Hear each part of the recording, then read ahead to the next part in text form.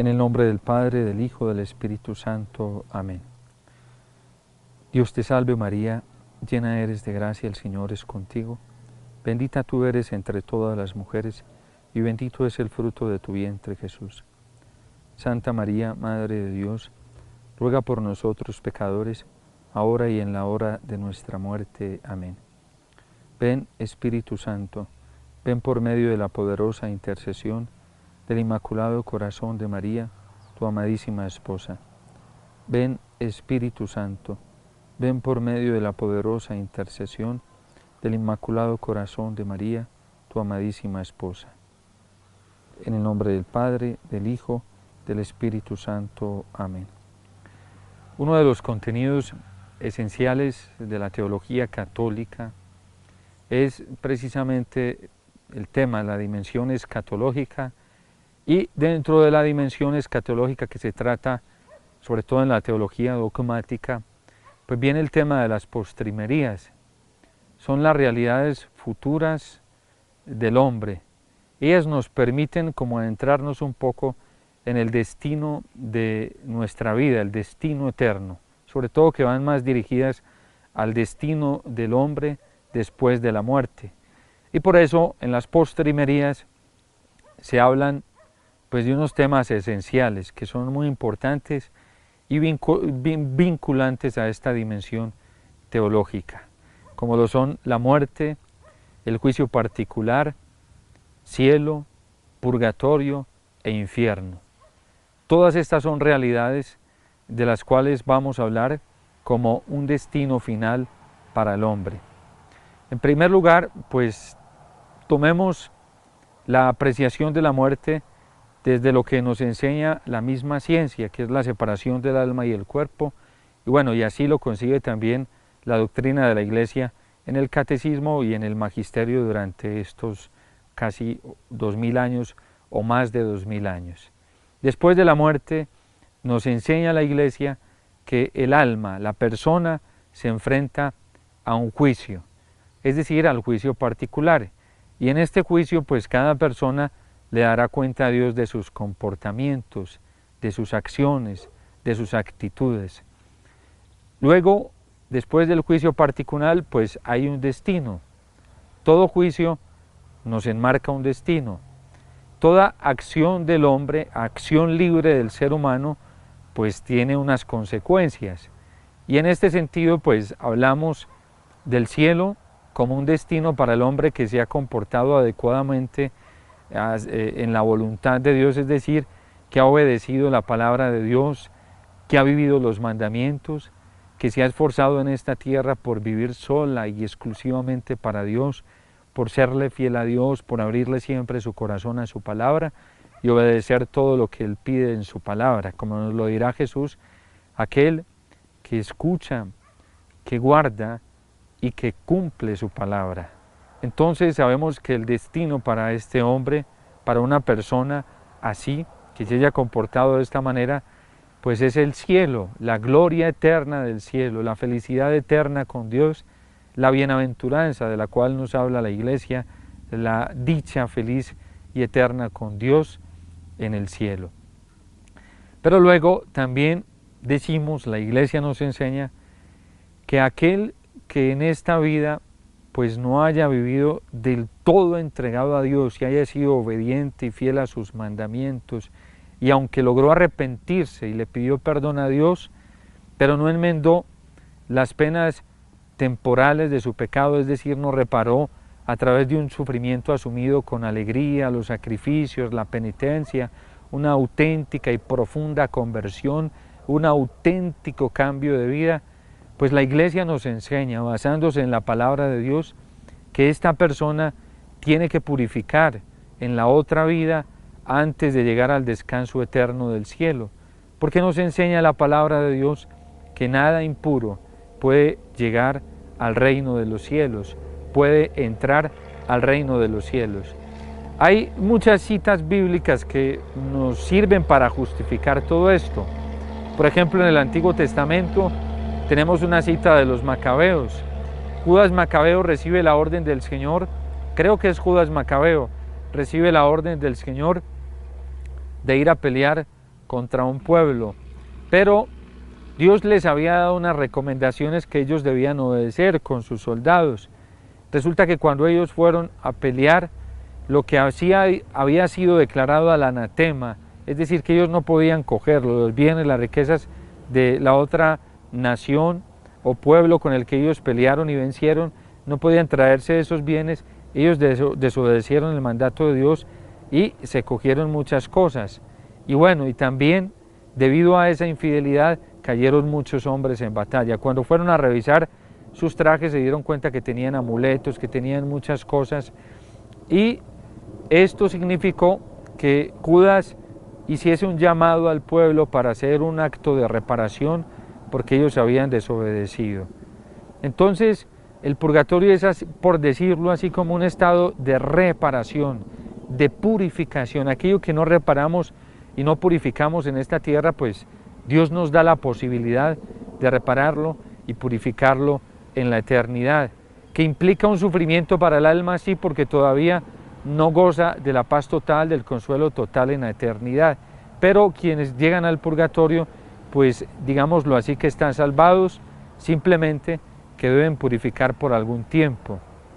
Hemos sabido a través de la tradición de la Iglesia, pues que el mismo purgatorio, siendo un estado de vida, tiene unos grados, de acuerdo a lo que como cada uno haya vivido y de acuerdo a como cada uno haya tratado de enmendarse, en esa dimensión será más o menos lo que deba reparar en la eternidad. Sobre todo eso mirándolo desde la dimensión de la justicia, porque la Iglesia, en este tema de las postrimerías, pues la Iglesia nos enseña a tener en cuenta dos cosas fundamentales que son inseparables, y es la misericordia y la justicia. Siempre actúan en conjunto. Hay citas bíblicas, por ejemplo, del Nuevo Testamento, el mismo San Pablo, el mismo Señor que nos dice de aquel hombre que no quiso perdonar a su hermano, sabiendo que a él ya se le había perdonado una deuda, y el Señor dice que luego tendrá que ir a la cárcel, y allí tendrá que pagar hasta el último céntimo, y de allí no saldrá hasta que pague el último centavo. En fin, hay muchas citas bíblicas que nos ilustran. Al final les vamos a poner unas citas del catecismo para que ustedes puedan profundizar mucho más en esto. Pero esto es lo referente al purgatorio. Luego pues viene otro destino, que es el destino para quien se negó rotundamente a aceptar, escuchar y obedecer la palabra de Dios. Es decir, para que aquel que deliberadamente, voluntariamente, después de conocer, no quiso aceptar a Dios, optó por no aceptar a Dios. Y la Iglesia nos enseña que quien muere en pecado mortal tiene como destino final el infierno. El infierno es la privación total del amor de Dios. Es decir, allá no se va a experimentar ningún tipo de consuelo, ningún tipo de esperanza.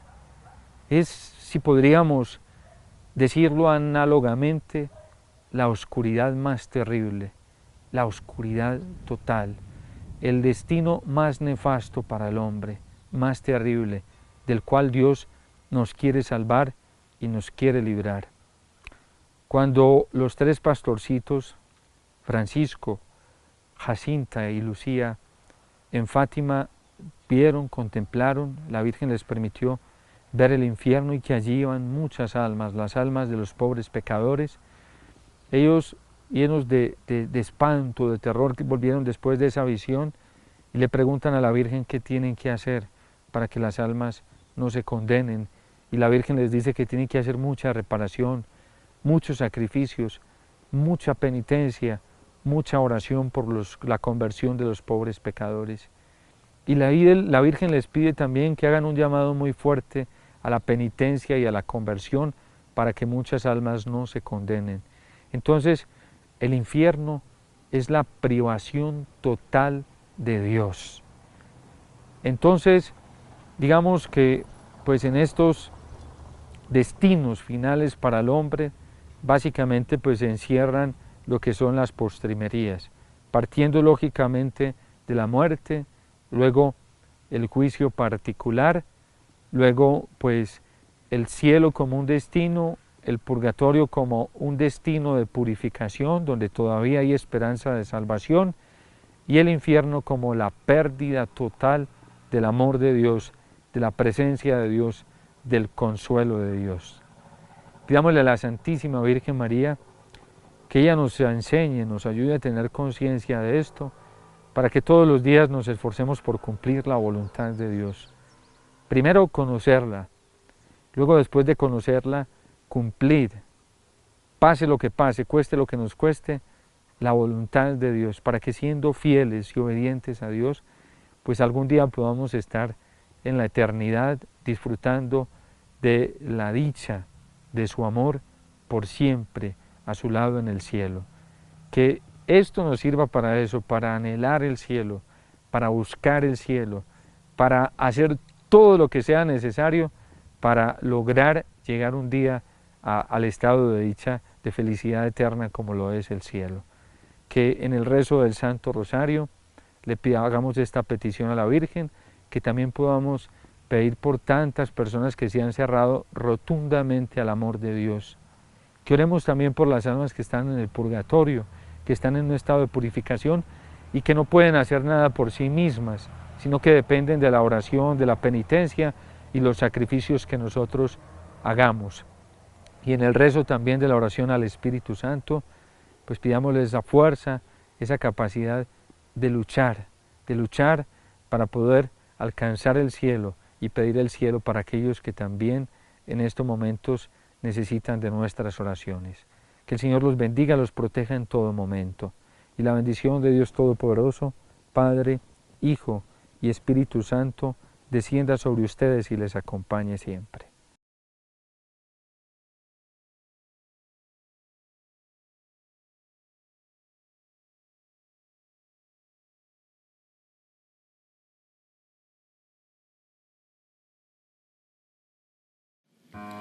Ven, Espíritu Santo, llena los corazones de tus fieles y enciende en ellos el fuego de tu amor. Envía, Señor, tu Espíritu y vivirán todas las cosas, y renovarás la faz de la tierra. Oh Dios, que por la ilustración del Espíritu Santo has enseñado a las almas de los fieles, concédenos saber rectamente, según el mismo Espíritu, y gozar siempre de sus consuelos, por Jesucristo nuestro Señor. Amén.